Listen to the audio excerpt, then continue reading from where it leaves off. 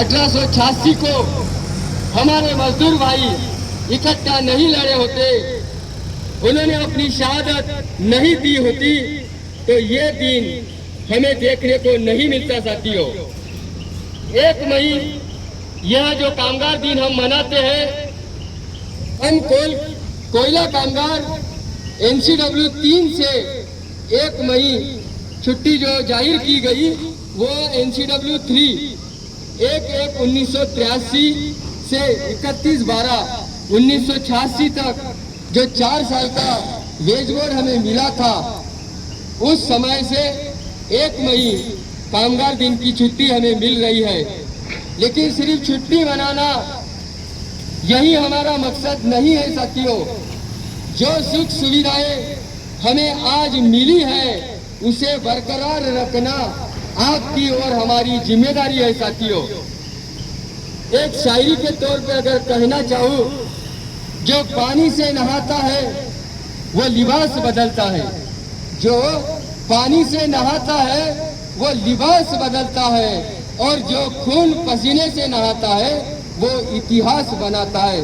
तो साथियों, हम कामगार इतिहास बनाने वाले लोग हैं।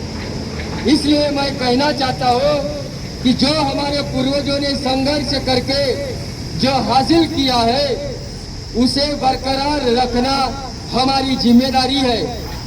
वो माइंस एक्ट हो, इंडस्ट्रियल डिस्प्यूट एक्ट हो, यूनियन बनाने का कानून हो, महिलाओं के लिए सुविधा हो, बाल मजदूरी प्रतिबंध हो,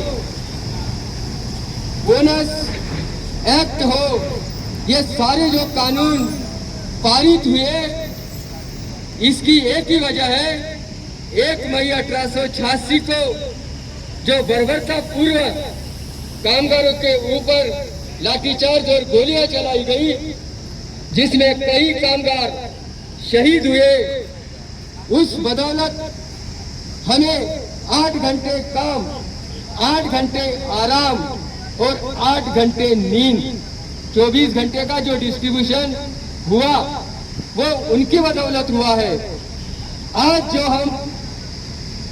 जो फल खा रहे हैं पके पकाए हुए, ये है मेरे पुरखे के लगाए हुए। आज जो हम फल खा रहे हैं पके पकाए हुए, ये है मेरे पुरखे के लगाए हुए। आज अगर हम नए पेड़ नहीं लगाएंगे तो आने वाले बच्चे फल कहाँ से खाएंगे। अगर हम हमारे लिए हमारे पूर्वजों ने पेड़ लगाए, अगर उदाहरण के तौर पे कहना चाहूँ, आम का अगर पेड़ हमारे पूर्वजों ने नहीं लगाया होता तो उस आम के पेड़ के जो आम आज हम खा रहे हैं वो उनकी बदौलत है। हमारी जिम्मेदारी है कि हम भी एक पेड़ लगाए ताकि आने वाले बच्चों के लिए आम खाने को मिले। साथियों, आज 1 मई अंतर्राष्ट्रीय कामगार दिन के उपलक्ष्य में मैं आप सभी को इतना ही कहना चाहता हूँ कि बाबा साहब ने कहा है, जो कौम अपना इतिहास भूलती है वो कौम इतिहास नहीं बनाती। साथियों, हमें इतिहास इसलिए याद रखना जरूरी है क्योंकि हम इतिहास से सीखते हैं।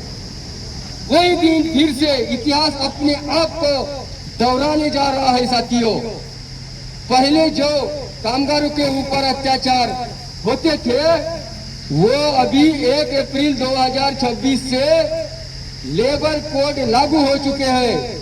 हमारे साथी विश्वास जी ने, महाकालकर जी ने आपको यहाँ पर बताया है। साथियों, ये इकट्ठा होने के अधिकार, 8 घंटे के काम, महिलाओं को अभी रात पाली में भी काम करना पड़ेगा, उनकी सुरक्षा की कोई गारंटी नहीं रहेगी। अपने हक और अधिकार के लिए हम लोग जो संघर्ष करते थे, हम लोग जो हड़ताल करते थे, वो हड़ताल करने का भी हक, अधिकार ये लेबर कोड ने छीन लिए हैं। साथियों, 44 लेबर कोड जो थे, हमारे 44 श्रम कानून थे, उनको खत्म करके 4 लेबर कोड लागू हो चुके हैं।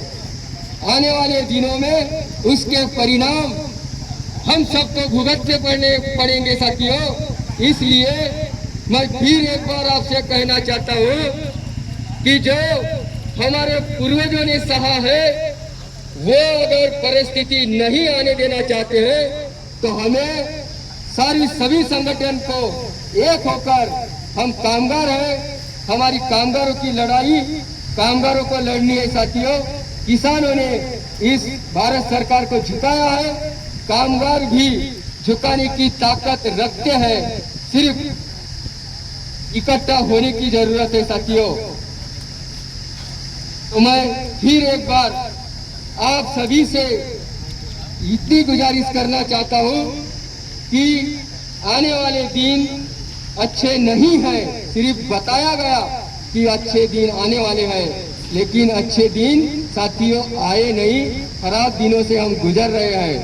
तो आज शाम को शास्त्री टाउनशिप में रैली का भी आयोजन है साथियों, वहां पर भी मार्गदर्शन होने वाला है, तो आप सभी आमंत्रित हैं। शाम को शास्त्री टाउनशिप में आकर 1 मई अंतर्राष्ट्रीय